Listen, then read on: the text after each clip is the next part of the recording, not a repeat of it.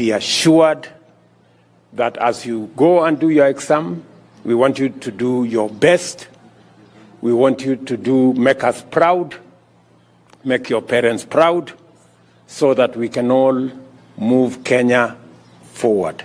Education PS Belio Kipsang has called on the candidates sitting this year's KCPE and KPSEA exams to put in their best and not bow to pressure. Speaking when he officially officiated over the beginning of the exams in Nakuru, Kipsang, in a message of encouragement to the pupils, said they should aspire to produce the best that is within them. He urged them to ignore external pressure that would want them to produce as high as 400 marks, noting that whatever they get at the end of the day will be celebrated.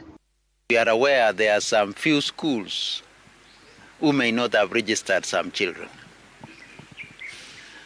And we know it is a serious offense not to register children for examinations. We have already directed our officers to make sure that this is properly investigated, communicated to us so that the necessary action can be taken against those who may have missed out to register our children. We are all conscious that this is our last KCP, and we would not want any child to be disadvantaged.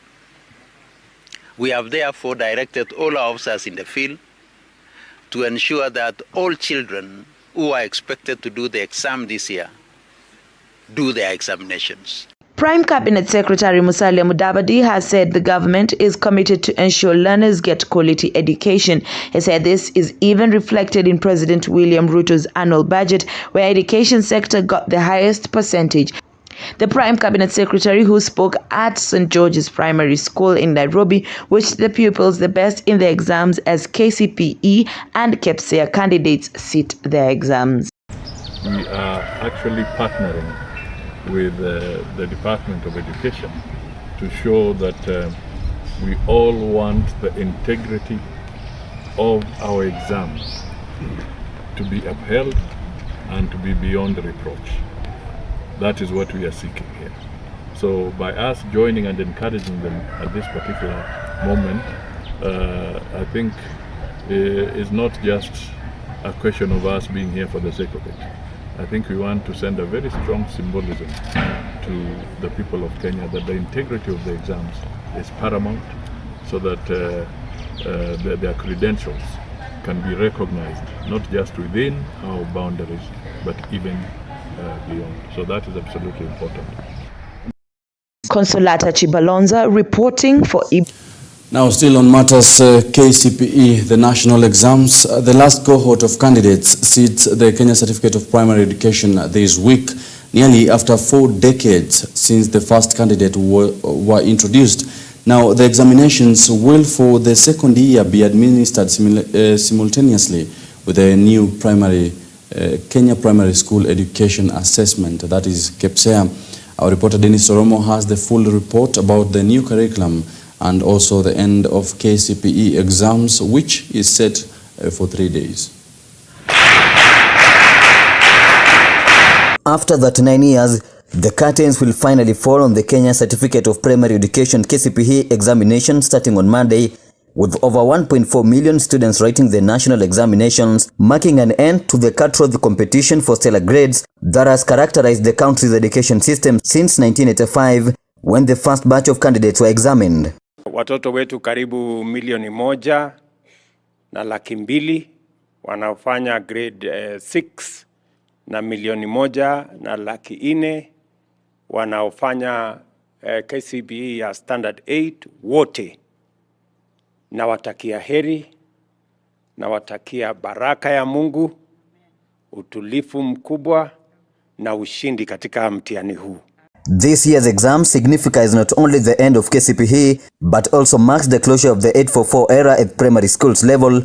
An expression from Kenyans arises as some praises the new education system, which has already been administered. Mtihani huu wa CBC ni mzuri. CBC itasaidia sana sababu tukilinganisha 844 since ianze watu wamefaidika na 844 ni wachache sana. CBC naona iko nzuri kwa sababu wanafundisha watoto skills. Kama mtoto ako chini anaweza jifunza kitu akiwa pale chini, kumaanisha kwamba hata akianguka mtihani bado kuna skills anaweza kazifanya. However, some of the Kenyans remain hopeless as the 844 systems comes to an end, with heavy changes have been adopted in the assessment of learners, where learners will be sitting their continuous assessment tests at the end of the grade 4, grade 5 and grade 6 to form their final mark at the end of primary schools, differently with that of 844 systems. 184 pupils doing that particular exam. The purpose of that exam, Your Excellency, is not for placement, but for assessment on the progress of our pupils at that particular level of grade 6. And they are well prepared, Your Excellency, and all of them are going to proceed to grade 7. We have enough classrooms, Your Excellency, in the entire country. Unlike the KCPE, the cumulative score of the learner will not determine the secondary school he or she will join. Instead, the results will just inform the education managers of the learner's academic progress in primary school. Also in grade 9, the learners will also be required to take an assessment that will inform where they join senior secondary school. This has also raised eyebrows to some of the parents. Pande yangu, hii story na KCB nilikuwa nataka ibaki kwa sababu at least ile ilikuwa inasaidia mzazi kupanda kimfuko. Lakini hii story nimekuja hadi CBC naumiza wazazi mfuko sababu vitabu mtoto mnapata mtoto kwa primary like vitabu anabeba ni kama mtoto kwa form 4 zile tulikuwa tunabanga vitabu mingi kwa form 4. Sasa mtoto ako baby class lakini kwa zile vitabu anabeba mara kitabu ya nini. As Kenya's education system undergoes the transformation after 39 years, over 1.4 million candidates are sitting for their KCPE exams and approximately 1.2 million are tackling the KPSEA exams. Toromo Dennis, EBN TV. Well, now shifting to Murang'a, still on matters education, school heads and principals in Murang'a County have been cautioned to keep off from national examination centers. Murang'a County Director of Education, Ann Kiilu, has said that the school heads and principals are not supposed to be at the centers during administration of exams, which has kicked off on Monday morning. Now, presence of the school heads and principals at the centers, Kiilu noted that it may compromise credibility of the national exams. Let's listen in.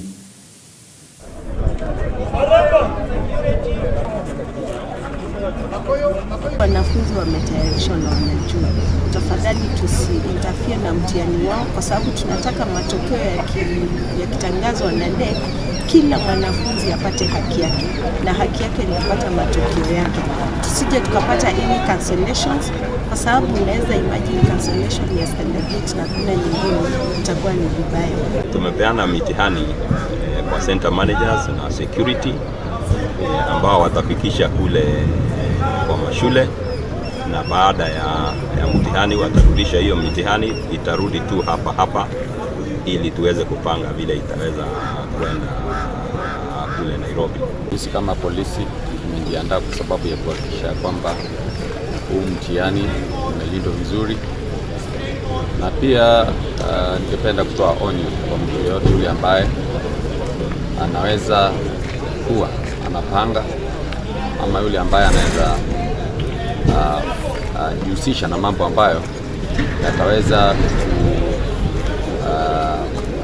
kuonekana ni kama mtu anataka labda mtihani uibiwe ama mtihani usije ukafanywa kwa njia inayofaa. Mtu yeyote yule ambaye atafanya uhalifu wowote wakati huu wa huu mtihani ambao umeanza tutaweza kuchukulia hatua. Well, now a section of ward representatives and politicians from Matungu sub-county in Kakamega County are now asking President William Ruto and Education CS Ezekiel Machogu to ensure that education funds are directed to schools at the right time. Now, speaking at the Sunday service at the Indangala Catholic Church, Matungu area, and also to raise money to help the group of Catholic fathers in the church, the leaders led by Mayoni Ward Representative Frederick Washika Watitwa and Matungu politicians James Mata said removing free tuition fees puts a heavy burden on parents given the rising cost of living. Kwa sababu bila education hakuna mahali tutasonga kama country. So mimi nataka kuchukua fursa hii kuomba rais wetu mpendwa na vile pia niombe waziri yetu Machogi na PS Beatrice Nyangala ambaye tulitembea naye hii Kakamega County kila kona tukitafuta uongozi, lakini Mungu akatupea uongozi kupitia kwa rais wetu mpendwa na amewapea kazi. Naomba kwa heshima kubwa wasikie malilio ya wananchi, because sisi viongozi tutakuwa na pressure, wananchi watakuwa na pressure because watoto watakaa mabomani, wataenda kwa shule. Hiyo vitu ya kutoa school fees warudishe, because walisema mzuri ni free education. Wawache vile ilikuwa, wa release capitation, watoto wetu waende shule. Hatutaki wazazi wetu waanze kukufa na mapresha kwa sababu ya watoto kwa bomu. Sisi tunaomba serikali iangalie wale watu wa chini. Walitafuta hii nafasi wakisema watasaidia mtu wa chini aende juu. Sasa kama hiyo ndio kusaidia, si mnaona hiyo? Tunarudi chini kabisa, si ukweli? Na pia hao walimu wetu kwa mashule, mkiona wanarudisha watoto, hata si kupenda kwao saa zingine. Because hii government yenyewe, ile pesa wanaita capitation, hawajaachilia kwa hao walimu. Hapa pia amekuongezea school fees. Mwalimu afanye nini na mtoto? Si atarudisha. Na hawa kirudisha kwako pia wewe mambo ni mbaya. Nani anaumia? Si ni mtoto. Now, Kilifi leaders and parents decry over a new proposal of secondary school fee payment. Now, parents along with leaders from Kilifi County are complaining about the government's proposal to bring about changes in paying secondary school fees, pointing out that their children's study will be affected due to extreme poverty in the county. Now, speaking at an event to distribute food to secondary schools in Ganda and Mongotini in Malindi sub-county, the leaders, along with the parents, say that the move will oppose students, or rather oppress students from poor families.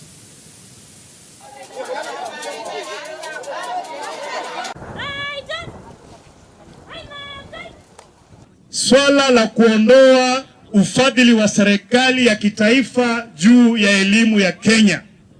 Tumeona katika ripoti jana kwamba serikali inanuia kuondoa ile pesa kidogo ambayo ilikuwa inalipia wale wanafunzi wetu, ambayo ilikuwa inaitwa free primary na secondary education, lakini hasa kufikia sasa ikiwa swala la secondary education. Na ni juzi tu serikali iliondoa funding, ile msaada ambao unapewa wanafunzi ambao wanaingia chuo kikuu. Serikali ilianza kurudi ikasema hii pesa iondolewe, kwa sababu haikuna garantii kwamba kila mwanafunzi ambaye amemaliza form 4 ana uhitaji kwa nyumbani. Kwa hivyo lazima kwanza apigwe darubini, apigwe tathmini. Mimi sitalalamika hapa kwa sababu mmenipatia nafasi ya kwenda kulalamika katika bunge la kitaifa. Wacha hayo maneno, twende tukayazungumze katika bunge la kitaifa, tuone vile ambavyo wananchi wetu wanaweza wakasaidika. Parental obligation is there. Kwa wale watoto wako kwa shule ya bweni ama boarding school, then the parent must chip in. Parent lazima watalipa kidogo, lakini shule ya ile wanaenda nyumbani ama wanalala nyumbani, kama hii shule ya Mogotini, hakuna kulipa. Malipo ni ya bure. Januari wao unaleta mtoto bila chochote. Now, on matters digitization, the government will prioritize the production of affordable smart devices to boost digital access. President William Ruto said the move will expose Kenyans to broader and better opportunities.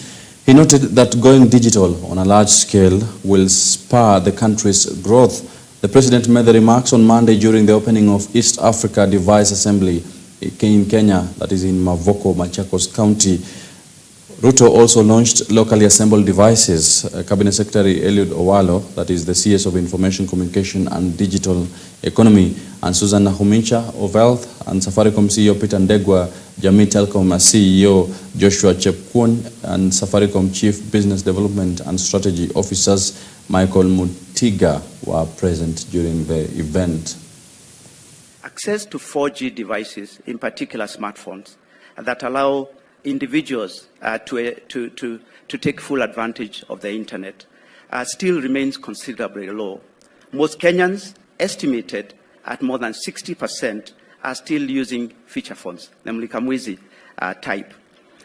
This is why we are here today, to change this narrative. Your Excellency, each of these registers used to record different information. Now, this gadget, we have an application called eKais that is carrying all the information that used to be collected in these 5 registers. This is transformative, not just for the country, not just for the Ministry of Health, but for the world, I believe. In pursuit of this digitalization agenda, Your Excellency, there has been a missing gap. The missing gap has been the device. Connectivity is only meaningful if there is universal access, Your Excellency.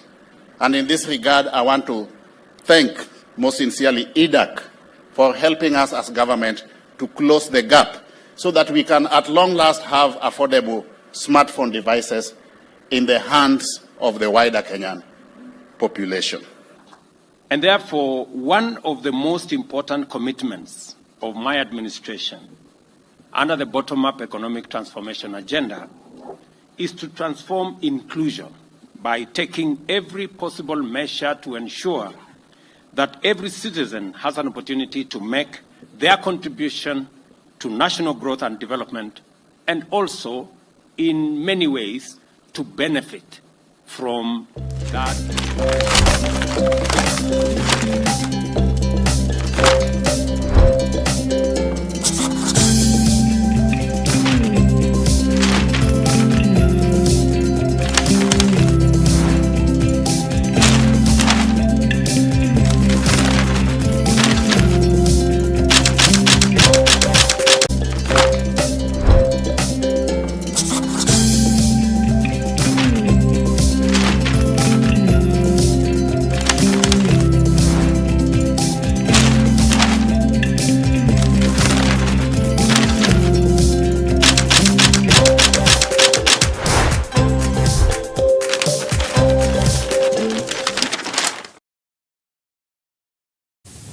Now, welcome back. Now, taking a quick look on our dailies, that is the standard.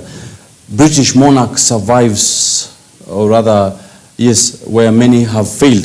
That is King Charles basically trying to take a look on that. Remember, King Charles III is already in the country for a 4-day state visit. A lot is expected from his visit.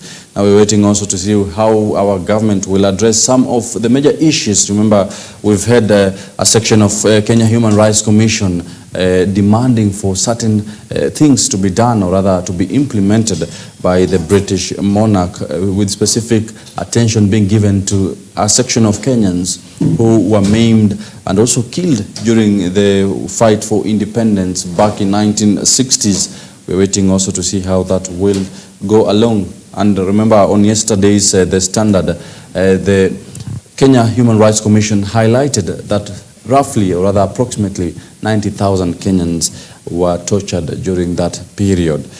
Now, on matters exam, which will be making headlines for the next 3 days, out goes KCPE, in comes new exams, whereas learners have been used to cutthroat competition. The new testing format aims to create a less burdensome and more student-friendly way of assessing candidates, relieving the pressure of chasing top scores. Now that is basically on matters CBC. The picture of the day right there, President William Ruto engaging a candidate during the start of KCPE and KPSEA exams in Kikuyu Township, that is primary school. That is The Standard right there.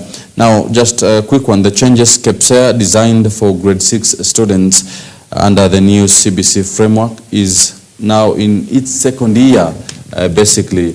That is there.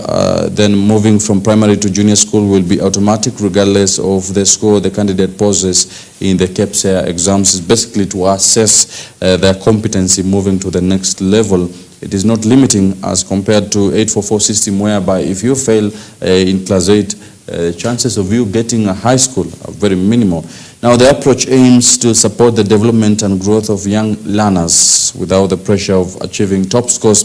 Unlike KCPE, which accounts for the final score a candidate achieves, under KPSEA the score will be a combination of class-based assessment and final score. Basically the assessment begins from grade 4, 5 and 6, which will be combined to take you to the next level, that is now grade 7.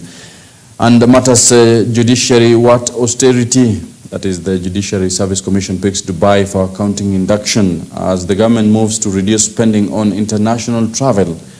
The top judiciary staff have decided to spend 13 days in Dubai hotel for boardroom training and induction. Quite interesting. Remember, President William Ruto announced that he has reduced his international travels by 500 million Kenya shillings, the budget that is. Now waiting to see the reaction of a few Kenyans with regards to that specific issue right there. Now crossing over to Daily Nation, a very interesting statistics highlighted.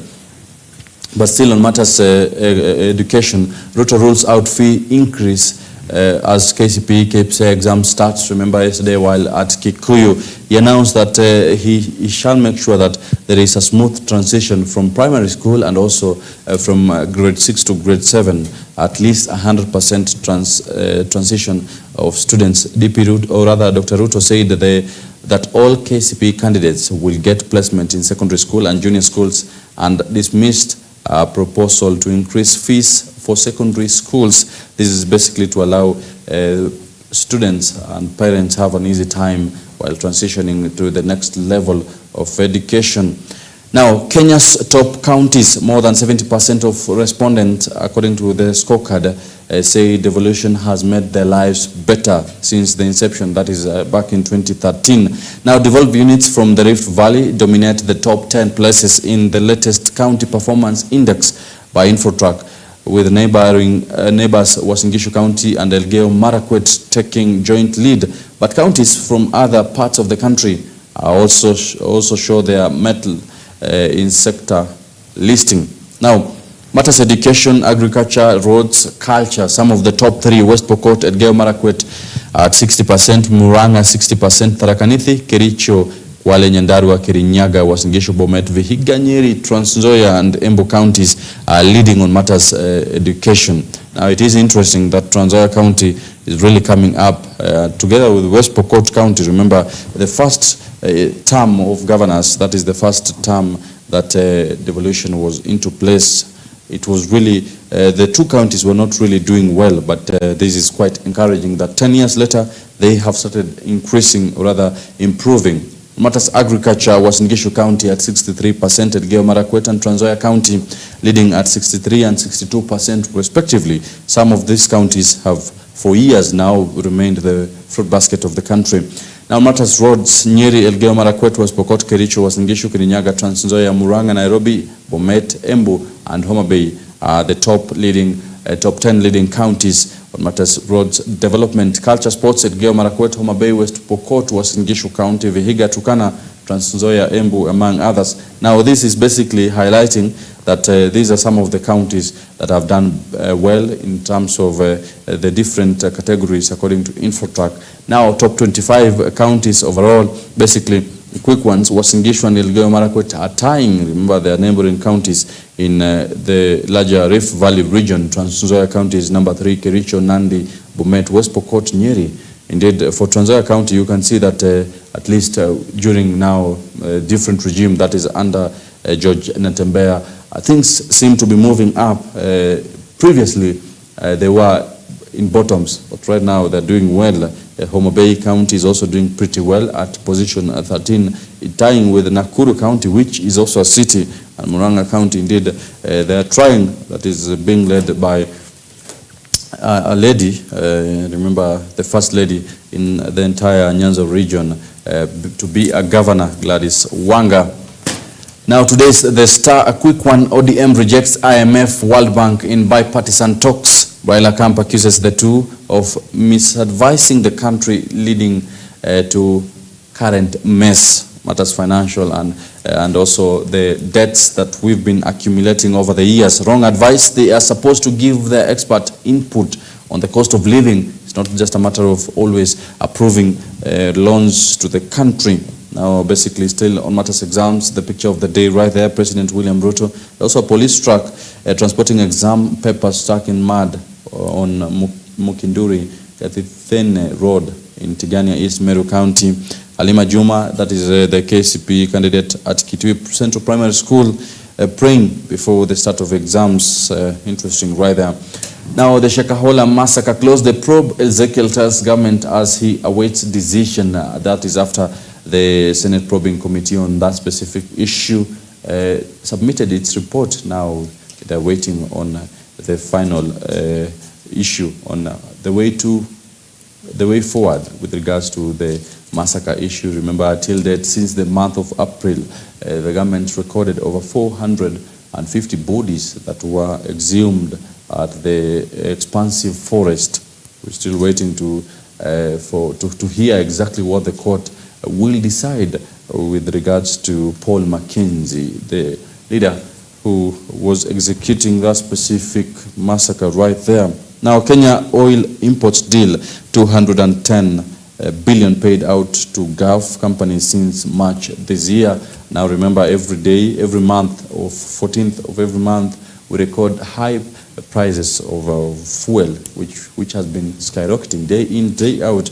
But still, Kenya Kwanza government is telling us, just be patient, we are working on these systems, and soon we shall have a stable price for all this. It will come down, the cost of living will come down. Still awaiting to see the impact of that. But in a short while, we shall be having a very interesting conversation with regards to savings, today being a World Savings Day. Exactly what is expected of us with regards to, we want to invest, we want to grow financially, we want to be financially stable. Then it means it is a whole process. It begins from somewhere. We have to cultivate a culture that will take us to that level that we want to be. And in a short while, I'll be having a very interesting conversation, trying to understand when, how, and what amount specifically, or rather what percentage of whatever you earn, you can save to make sure you achieve your financial goal, a specific financial goal. Johnson Wanjema will be joining me in a few.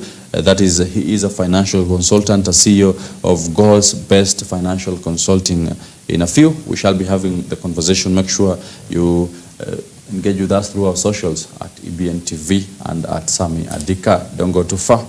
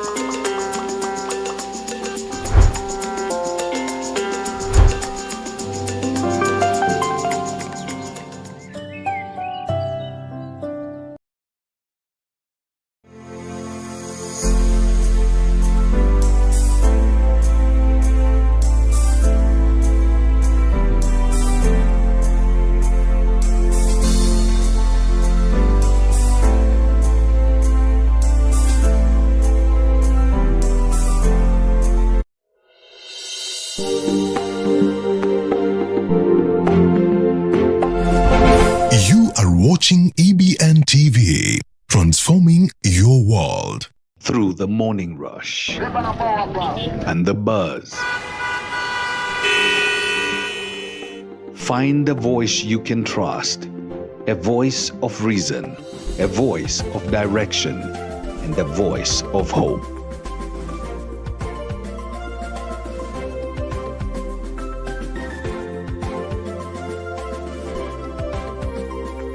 Good morning. Welcome to the Morning Live. I'm Cynthia Nanjala. And I'm Sami Adika. Rise and shine, folks. We hope you are ready for an energizing start to your day. Absolutely. We are here to bring you the latest headlines and trending news stories from the world of politics, business and finance, health and lifestyle, agriculture and sports. So grab your coffee, sit back and get ready for a fantastic morning of engaging discussions and news segments. Join us through our social media handles, #The Morning Live. This is Morning Live, exclusively on EBN TV.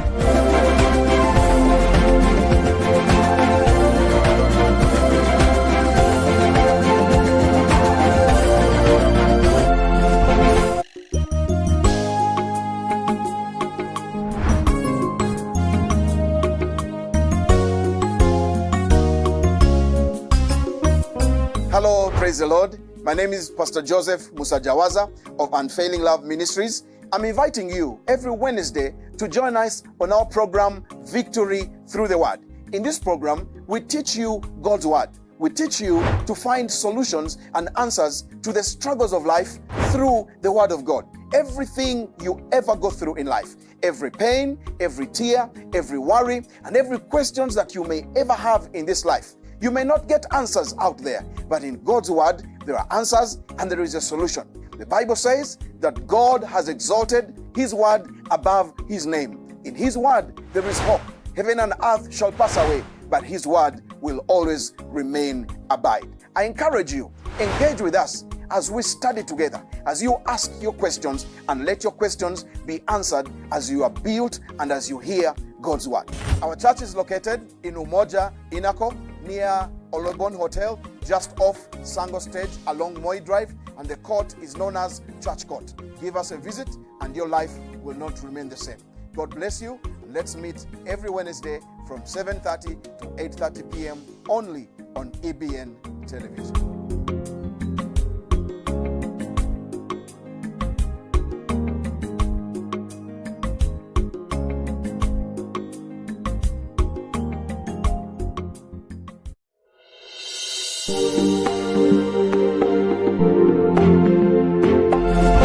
You are watching EBN TV, transforming your world.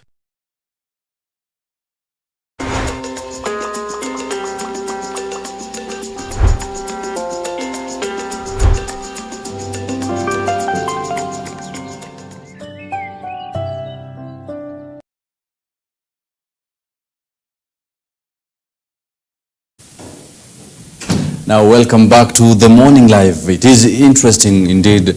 I do hope you're well. Now, as I told you earlier today, we're going to talk about savings, embracing a savings culture. Remember, it is World Savings Day today, the 31st of October. Now, as we mark the end, we do understand it is also end month. Well, you've made a few coins, made a few thousands here and there. How much should you save? Why do you need to save? Where is it best for you to save? Then why do we really need to save? What percentage do we save of whatever income we make? You know, some of us make money daily, be it 1,000 bob, be it 100 bob. Does the how much you save matter? Well, we shall be talking all about this. Now, get on our socials and ask your question. Engage with us. Let's get you the answer. Joining me this morning is Johnson Wanjema, a financial consultant. Many thanks for coming through. You're welcome. Yes. Pleasure to be here. Now money matters. Yeah. It is end month, Yeah. I understand. Yeah. And the people want to at least spend whatever they earned. Yeah. Their hard-earned money. Yeah. The income, they say, all of them say that. Now let's start from here. Why do I need to save? Why does one need to save? Yeah. Yes. So thank you very much for this invitation. Mm-hmm. And as you rightly say, it's very important to talk about saving Mm-hmm. and investing. Yes. And to begin with, I want to say that we save because we want to fund our future goals, Mm-hmm. as well as be able to invest, because number one, I always talk about the need to have financial goals. Mm-hmm. And some of those financial goals will come in the future. For example, when you think about retirement planning, Mm-hmm. when you think about home ownership, when you think about funding college education for your children, when you think about maybe creating an emergency fund or any other specific purchase that you may require to do, then you need to set money aside. Mm-hmm. And just to begin, I would like to say that saving is that act of setting money aside Mm-hmm. for later use. Yes. So, yes, it's important that we all save because beside funding our current needs, we also need to fund our future needs. Yes. So that's what I would basically say. The why we need to save. Yeah, the why we need to save, because we have to fund those financial goals. Mm-hmm. And as you may know, we all have a limited working life. Mm-hmm. And we want to fund even the years that will not be working. We want to continue to maintain our standards of living, like as we used to when you used to work. So it's important for you to spread your savings across the entire life cycle, so that you are able to then be able to fund them when you're not, earning that paycheck. Yes. Yeah. It is interesting. Yeah. You know, one thing I've learned is the much you make doesn't really matter. Yes. Your goals is what matters. Yeah. But sometimes most of us, we have big goals, but we tell ourselves, whatever I'm making cannot really fund my goal. Yeah. But then how do you now come in and say, this is what I want in life, these are my financial goals. How best can you describe financial goals, or rather, we all have different goals, be it money matters, I want to buy a car, I want to invest in a house, I want to use or rather invest in mortgage. How best can I now create an achievable financial goal? Sometimes you reach a certain age, let's say 50, 55, you only now tell yourself, those were just dreams. They cannot be achieved. Yes. So how do you set an attainable financial goal? So number one, I would like to say that we go through different life cycle stages. And number one, we are born, we go to school. And during our years of school, what we are actually doing is that we are accumulating knowledge or gaining marketable skills, which will form the basis of us earning a future income. So the moment we begin working, then we may say we are in what we call career development, and for those who are also in business, also not to forget them, they also have an income. So in career development, then you start earning your first income. And the best thing is that you need to have a view or a vision of where you want to be at the different stages of your life.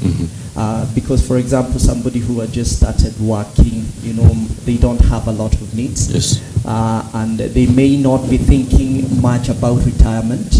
And maybe even where they work, if they are salaried, then there may be also maybe the employer has or has not established a pension plan for them. So they need to figure out what are those things that are important to them. And this will vary from one person to the other. But there is some form of universality in our goals. Like we said, when you think about emergency fund creation, that goes without saying. We are all subject to the uncertainty of life, and we need to plan for those uncertainties. So how do you do that? Is you set money aside that will go towards funding those unforeseeable when they come. You don't know in what style they come. But generally they say if you're in a stable kind of a job, maybe they would talk of think of a tenured professor or a teacher, employed by a government. Then it means they are in a stable career, unless they, you never lose your job so easily unless it's under circumstances of gross violation.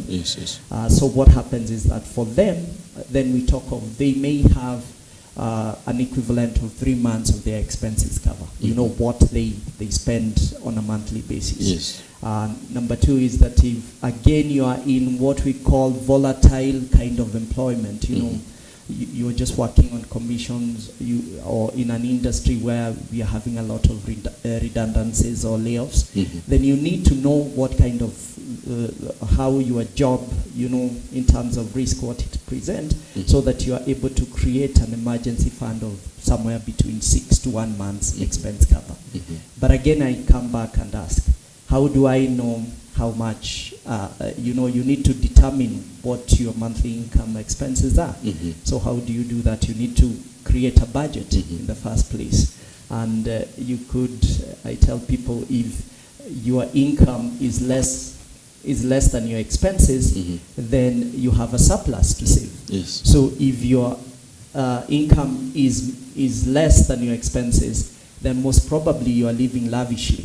You are just what we would call an embodiment of living beyond your means. And sooner or later you may end up in what we call a financial ruin, whereby you are just at the mercy of friends, strangers, and sometimes foes. So for me, I say you need to understand what industry you are working in and how stable or unstable that job is, then determine how much should go for each portion. So we said emergency fund will go. Everyone needs an emergency fund. Yes. Number two, we shall all retire. Yes. You know, you ask people, I once asked a person, I was in a bookshop and I asked a lady who was helping me, look for a book. I asked her, it was just a random question, do you ever think about your retirement? And she just laughed and said, nah, it's too early. Yes. Because then I say retirement is not for the old, it's for the young. So Definitely. you need to figure out what kind of life do I want to live when I retire, so that with the help of financial advisor, which is actually what I do, I help you now. Once you can visualize your goal, I'll help you, crunch the number and determine the practicability of those goals, so that maybe you are over ambitious, or maybe you are not ambitious enough. So I can tell you, or you are playing it too safe, or you're playing it too aggressive. So we are able to moderate that and say, if you stay on course, then your vision is going to be fulfilled. And of course, not to forget the priority of some of those financial goals that you have, because you cannot thrive before you survive. Yes. So you need first to know how much, what are the priority goals. I give them a lot weight now, and then what comes next. Then as some of the goals become fulfilled, then I can reallocate some of the free money to those other goals. Luxury now. Yeah. Interesting. Yeah. Now, one thing I've learned, Yeah. and one thing, if you are keen, you will understand, is that retirement is for the young. It is awaiting you. Yeah. Definitely. Yeah. So you have to start planning as early as now, having a financial goal. Yeah. Not one that is over ambitious, just a moderate one that you can easily achieve. And now they need to look for a financial expert to help you out with this, understanding how much you make and the practicability of your goal. Now, we've talked about the why we need to save. Let's go to the how, because many don't really understand the how to save before we talk about the what percentage. Let's talk about the how to save. Many don't really get the fact that in as much as you're making the 10,000, 5,000, 20, 1 million, you still have to save. You still have to find a way that is suitable to your amount. You can't run to a big bank and start saving 5,000 a month, or start saving $1 million on your M-Pesa every month. So you need to look for, I'm pretty sure there is the how to save. So number one, I would want to say first that, once we have our income, what we call disposable income, and that's the income that we have for us to decide whether to save or to spend.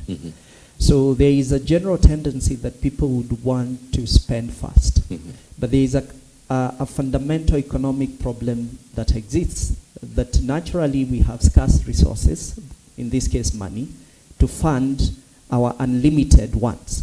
So number one, what we need to do, we need to first save before we spend.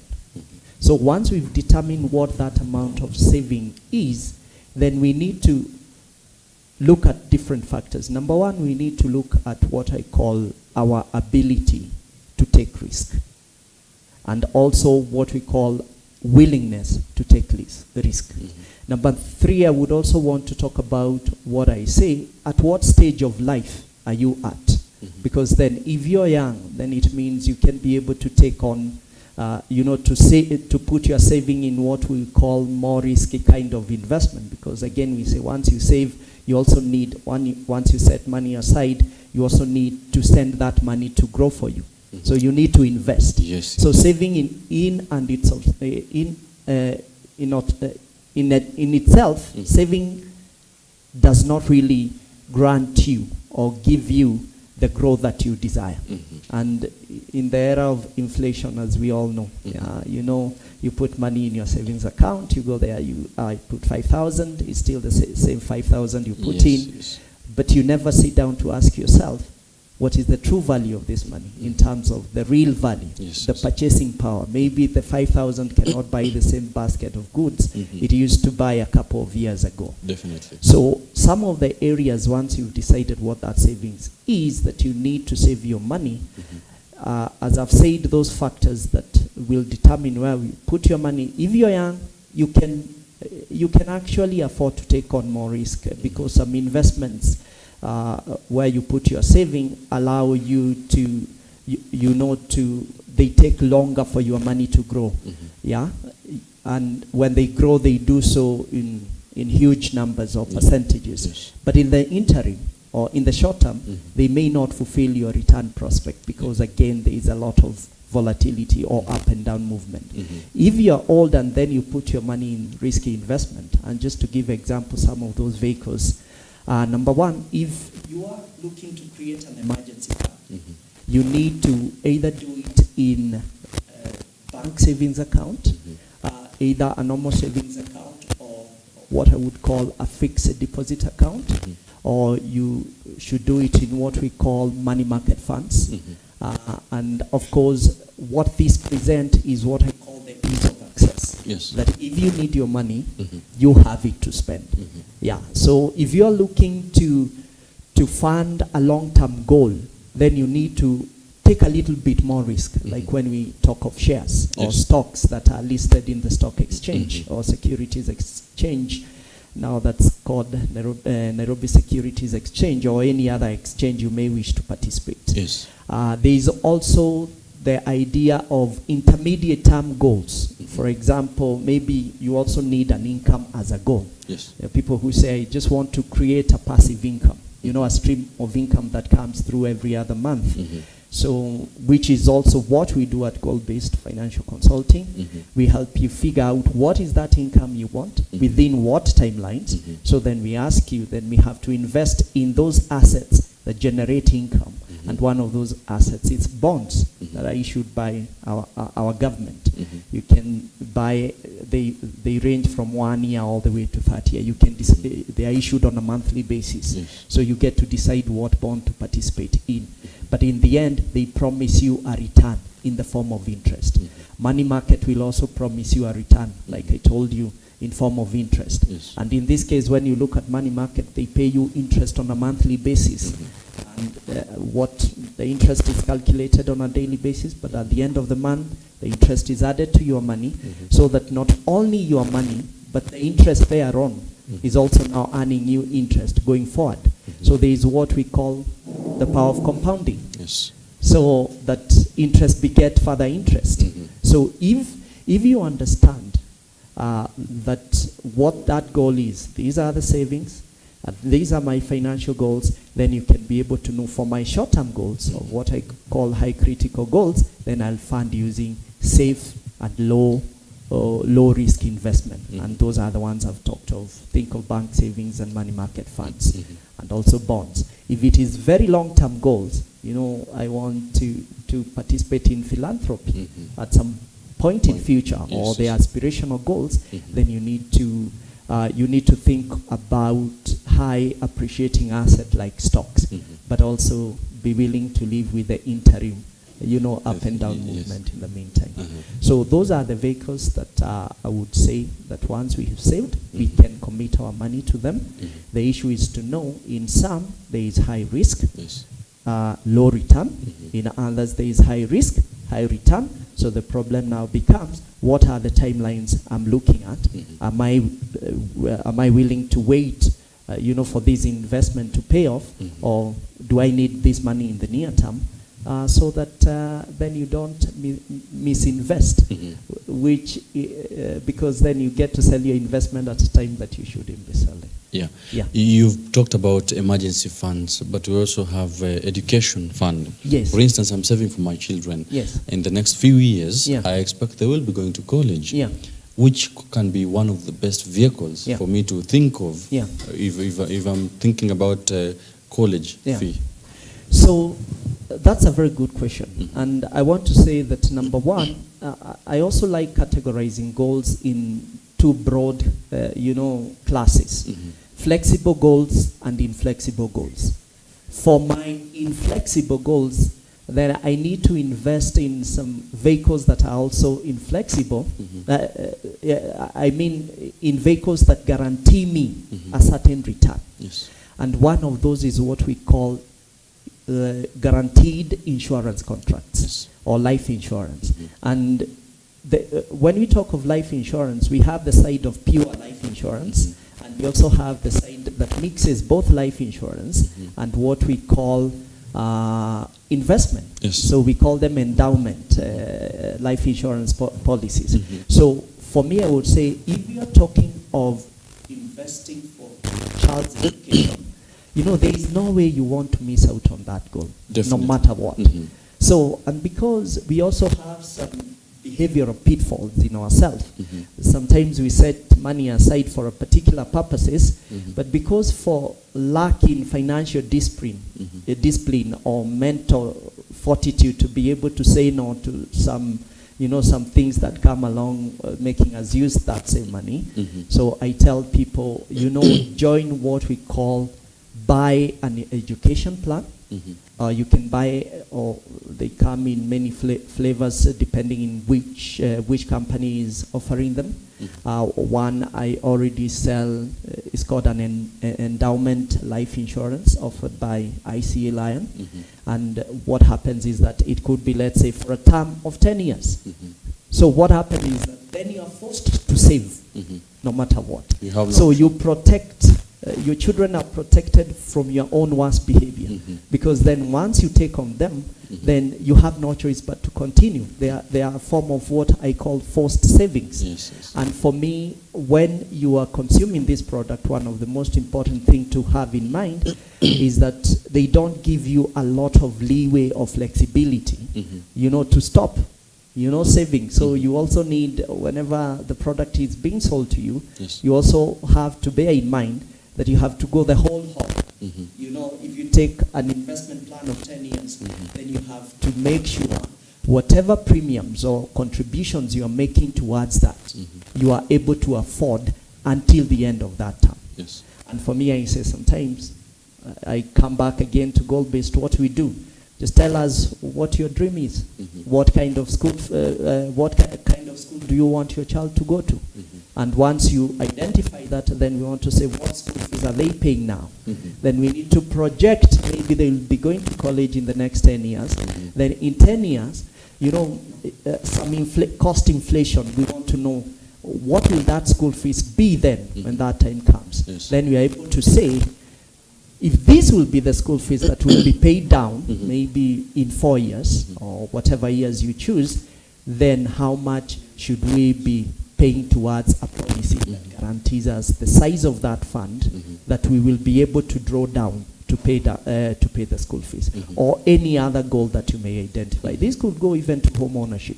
So you want to own a home in 10 years, of how much? So you can use those guaranteed. If you don't want to miss on that goal, you can use those guaranteed insurance contract, so that you know when my policy matures, then I will have 5 million, 10 million to build my dream house. So those are the vehicles I recommend for inflexible goals. But for flexible goals that you can miss out, then you can bet on risky assets or investment that sometimes, which you must have a long-term view.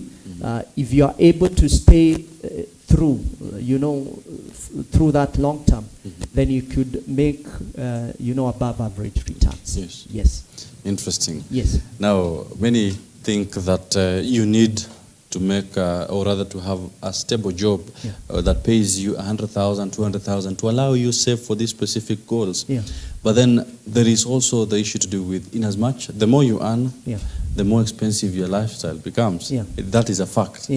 Definitely, if you start earning 200,000, you can't live like someone who is earning 10,000. Things change, the dynamics. Now, someone is earning 10,000, they're earning 20, 30, 40. There is that percentage that they save towards these specific goals.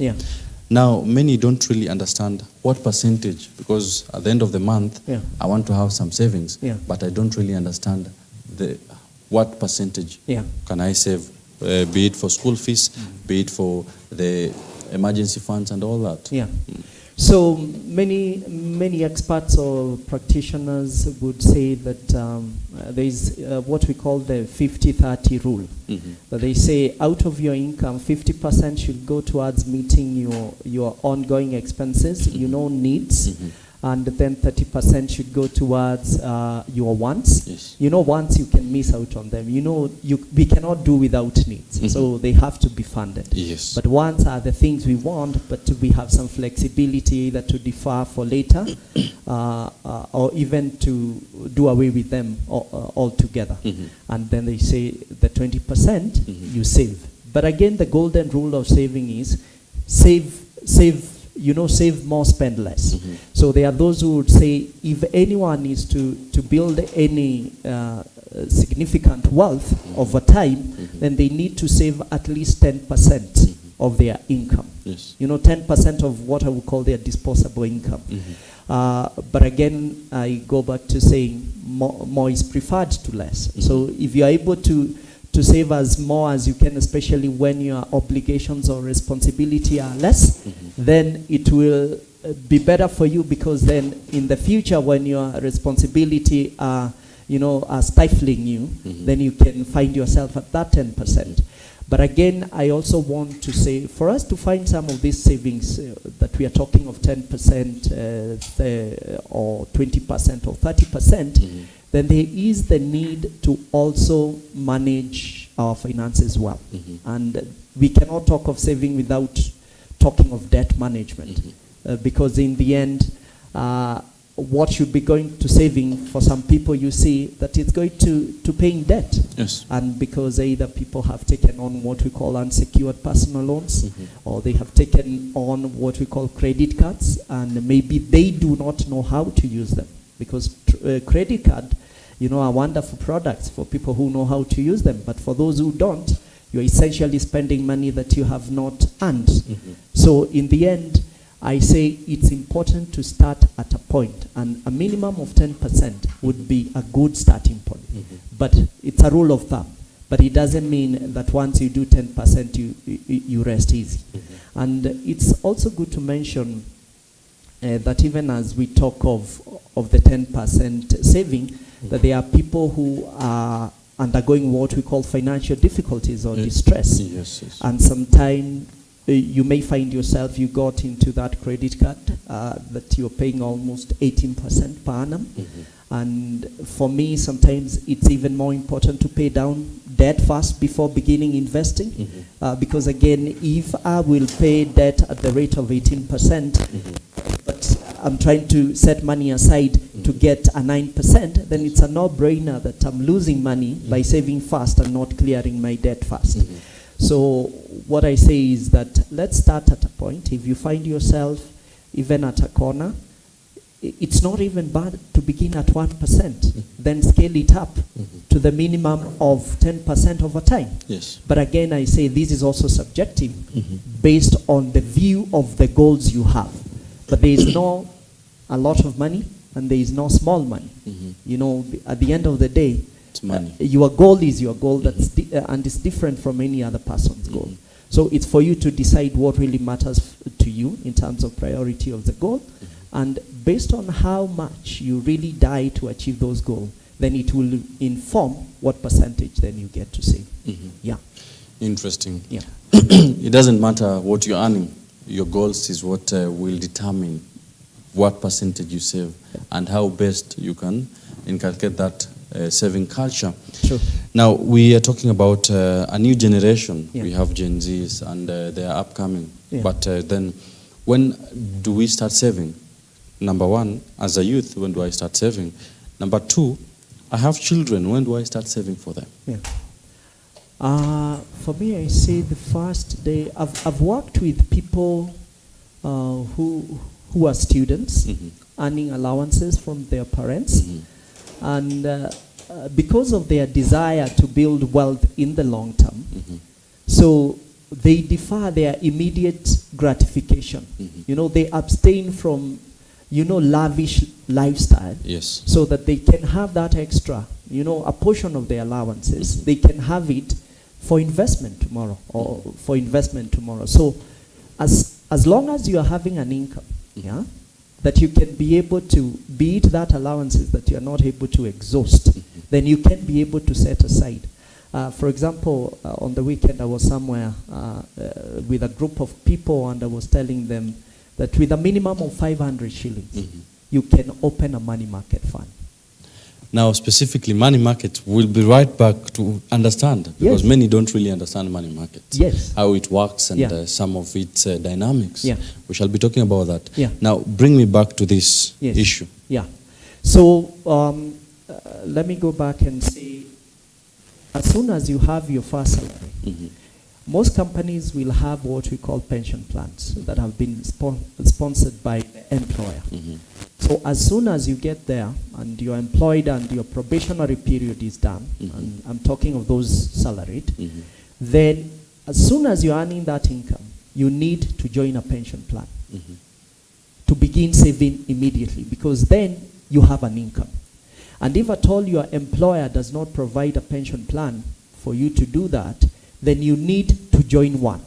Because that's one of the vehicles that you can utilize to start, saving for your money as a young person. Number two is that you can also, for people who are in business, the moment your business breaks even, and you start giving yourself a salary, then you need to start saving immediately.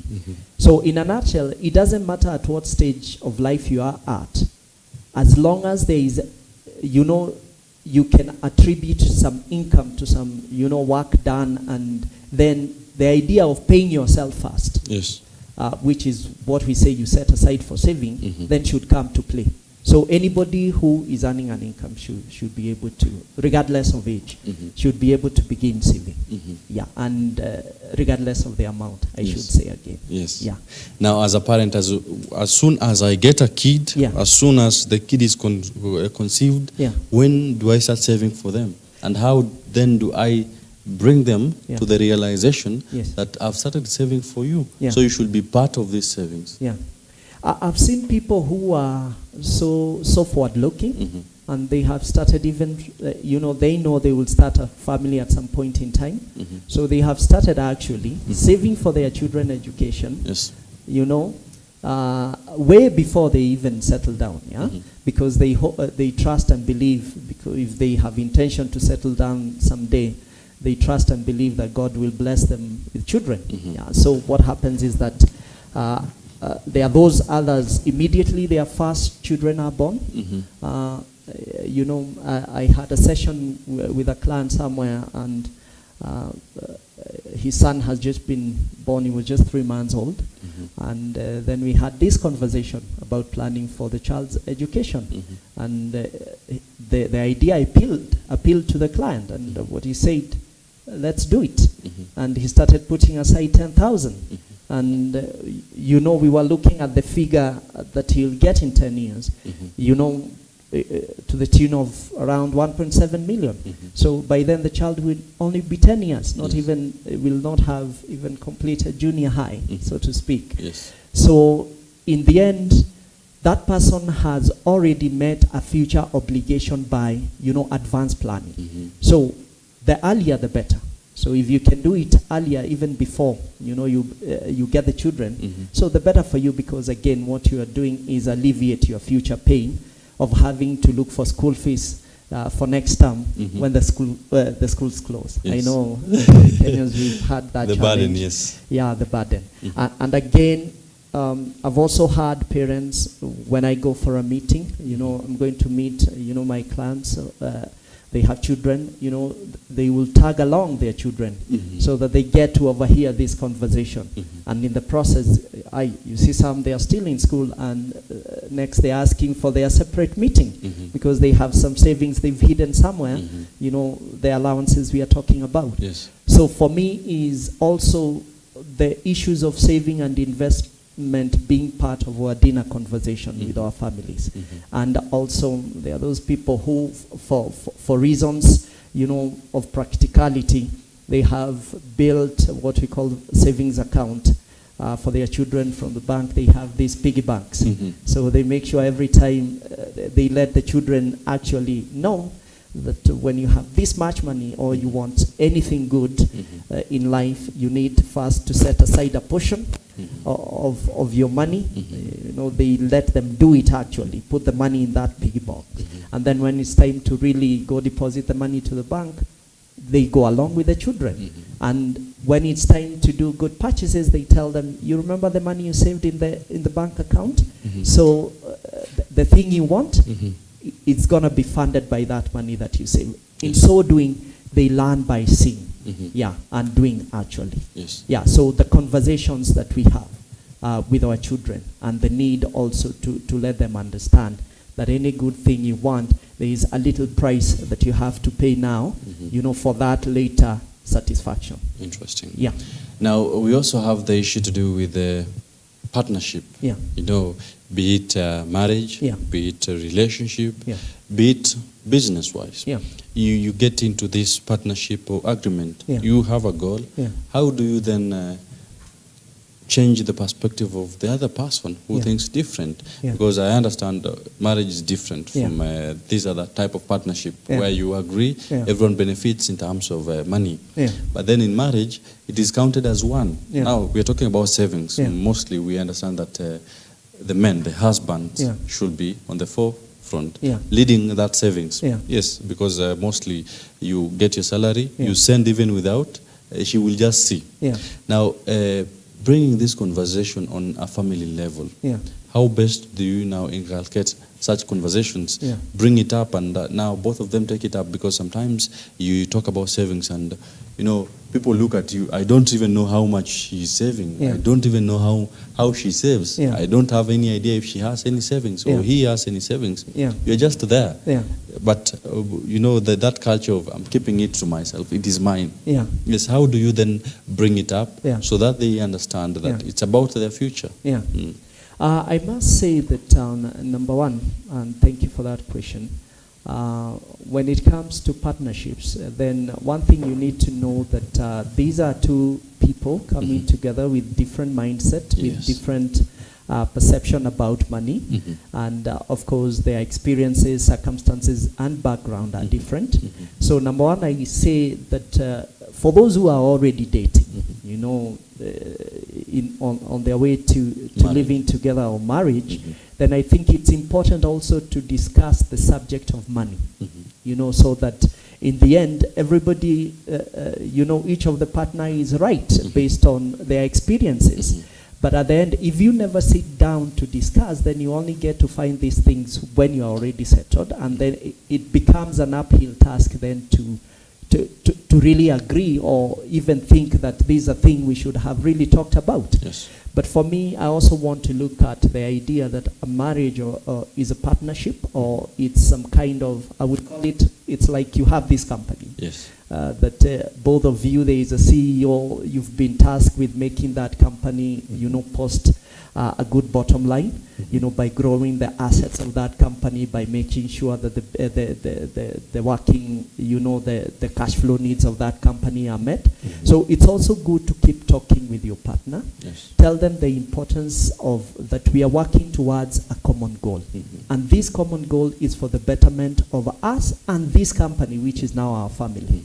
So that there is also a bit of compromise, because again, one may be a spendthrift, saves nothing. The other one may be too frugal, discounts the present 100% and only focus in the future. So at the end of the day, we want to strike a healthy balance that takes care of today and tomorrow.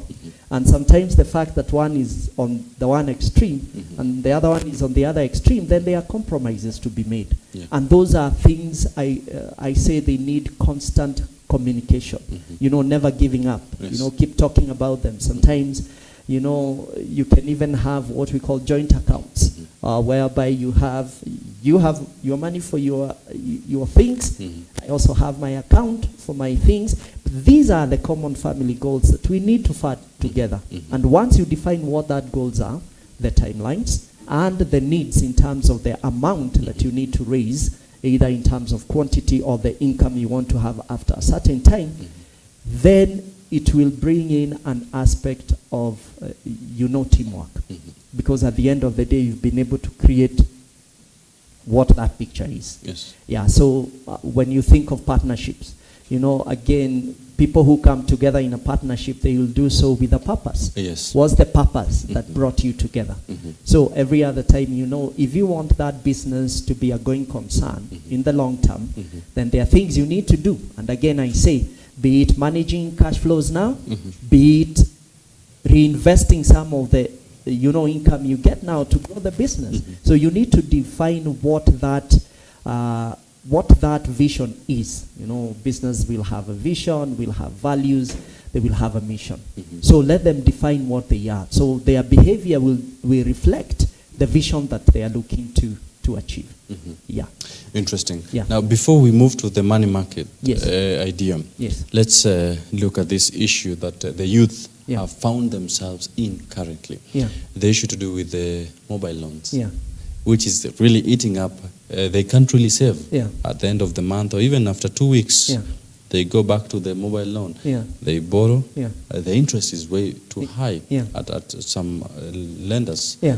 Then what is the purpose of these mobile loans? Thank you for that question. And I want to say that mobile loans had a purpose. And one of the purpose, or what I would call technology, especially in finance, was able to democratize that space. Yes. In the sense that you wanted to include as many people, in the financial system as possible. Yes. And if you remember, there is a time even there was an issue of what we used to call Emakiba bond, where people would just save on funds. So the idea was first to have what we call financial inclusion.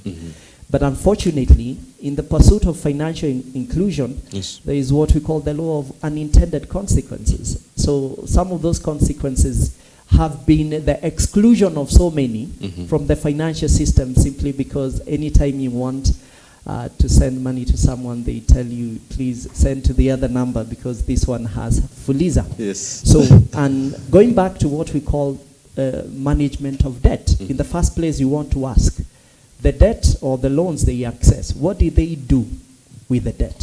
Because number one, we have two categorization of debt. We have what we call good debt, and we have what we call bad debt.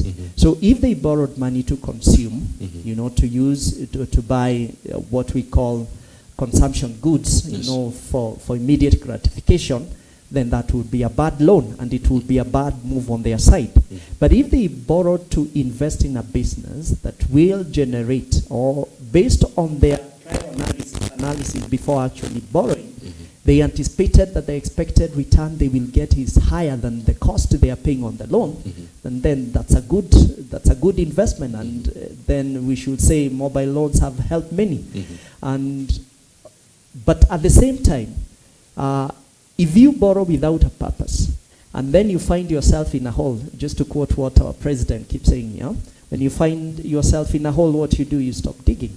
Yeah. So if now you find yourself in a hole, but there is all this accessibility, that tells you, you don't worry, you can still learn some more, then you dig a deeper hole.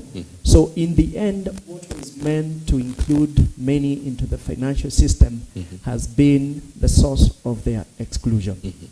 So when it comes to loan, my advice would be, please, never ever dial, those numbers, to ask for a loan if you have not drawn a business plan and determined whatever business plan, either on a paper or in your mind, to know that whatever this loan is coming to do is to generate a higher return than the cost for which I'm paying for that loan.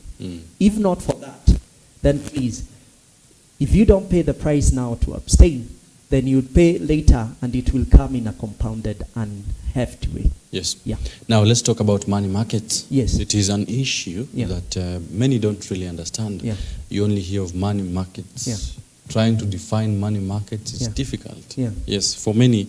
And also, how much can I join such vehicles? Yeah. Money market funds are a form of what I call indirect investing. For example, if you want to buy a house and you pay the seller, you own the house outright. If you want to buy maybe shares listed in the stock exchange, you know, under your name, you buy them directly because you then have an account, you have them to your name. But a money market fund, what it does, you know, initially, just to give you a bit of a background, initially one of the saving intermediary that we had was the banks. Yes. And you know, there are many vehicles that you can use in a bank, like savings account or fixed deposit account. So what people realize is that the banks are not providing sufficient, you know, they are not offering sufficient interest rate, yeah, as they would wish to get. But also the banks are giving what we call flexibility, that anytime I may need my money, I get it. So what money market came to do is now provide both. You know, it gives you both flexibility in terms of accessibility and also a high interest rate. And a money market is, these are company, for example, a company that has been incorporated legally and even regulated by the Capital Markets Authority of Kenya to pool savings from so many people. And when now those savings are in a basket, then they're invested. And because this pool is now huge enough, if you went to the bank with your 10,000 and said you want to see the bank manager because you want a better rate than the 5% they are giving you, maybe you'll be told, please talk to the clerk there, you'll be told what to do, yeah? But if I went to the bank with my 50 million and I say I want to see the bank manager, maybe I'll be given audience. Quickly. Yes. Because of the size of the capital I have. Yes. So that's what money market came to do. Pool savings of many Kenyans. Those who have 5,000, 10,000, a million, 10 million, put them in one basket. Then you have, let's say, 2 billion. Then go back to the same institutions. You know, the same institutions that are banks.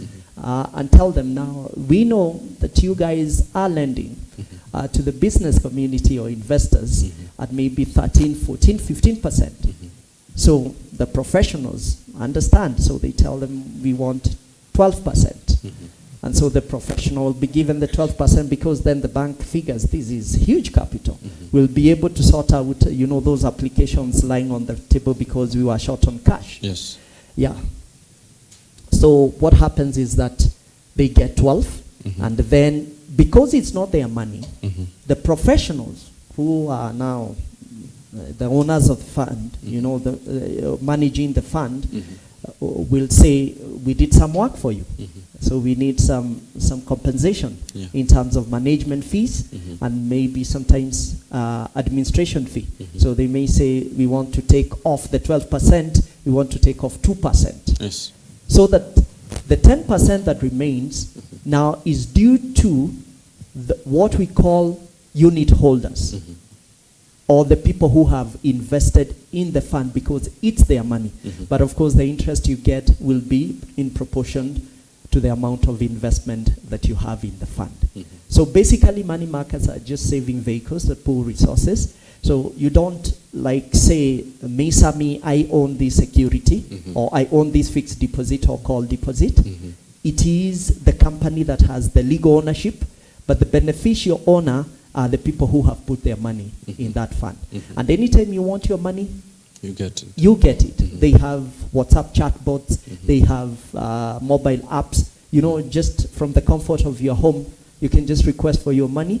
And for some, you get your money on M-Pesa like immediately. Yeah. For others, they'll say, for this size of amount, then it can only be paid through your bank, and it will take 2 to 4 days, you know, working days for the money to reflect in the bank.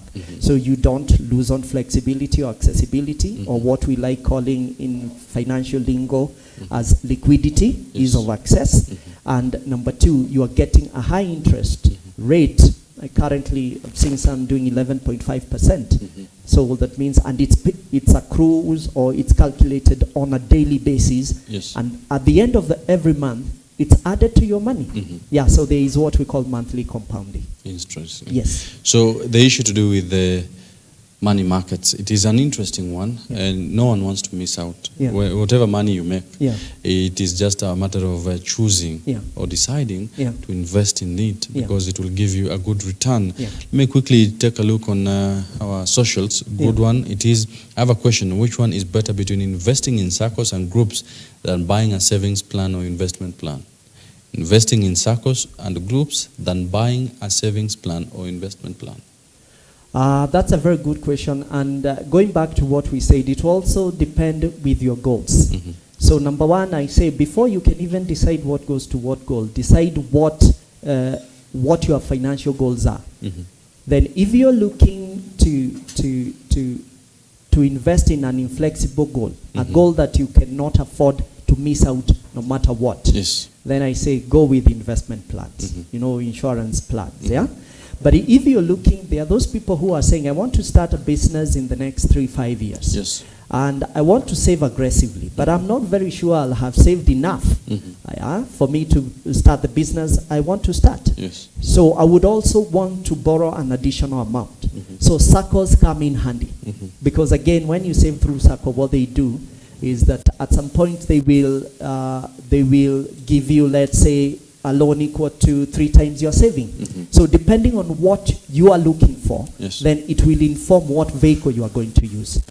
So for SACCO, then we can say for people who want to start a business or want to borrow at a future date, and for inflexible goals like education plans, or you want to build a house without fail, or a medical fund you want to build over time, then an insurance investment plan will come in handy. Yes, many thanks for joining us, Johnson. Now, just today being the World Savings Day, what can be your take home in terms of the high cost of living? It's definitely going up, but then still we have to save something, because tomorrow is unknown. We still have to save for tomorrow. So what would be your parting shot with regards to savings? So I would say for anyone with an income, saving, let it be part of, your overall budget, and save first before you spend. And I would say, if at all you have to scale down on the percentage you save because of the difficultiness of, life as it is right now, please do, but don't go down to zero. Because at the end of the day, if now it's difficult, and life, as we've seen it, there is no time we say now it's easy on us. So then what happens tomorrow if you don't save for that tomorrow? To be worse. So for me is do what you have, scale back if you have to scale back on some, discretionary expenditures. And maybe if you're going out 4 times, go 3 times or 2, just so you make sure you have something to save more for tomorrow. Well, thank you. Thank you so much. That was Johnson Wanjema, a financial consultant and also CEO of Goals Best Financial Consulting. Many thanks for coming through this morning. I do hope now you've got the gist and understanding of why you need to save, how you can save, where best can you save, and when can you also start saving, because it is a matter of future. We are saving for the unknown, but also we want to fund those goals, financial goals that we have. Now, all that can be achieved by starting to save. This is the time to start. It is not too late to start saving. Many thanks for joining us this morning. Once again, my name is Sami Adika. Remember that currently the King, that is King Charles III, is in the country, and he will be here for 4 good days for a state visit. A lot will be happening, and also today being the second day of KCPE and KPSE exams, we shall be keeping you up to date, and Chibalonza Consolata will be back at exactly 1 p.m. with the news making headlines. Make sure you keep it right here at EBN TV. Do enjoy the rest of your day.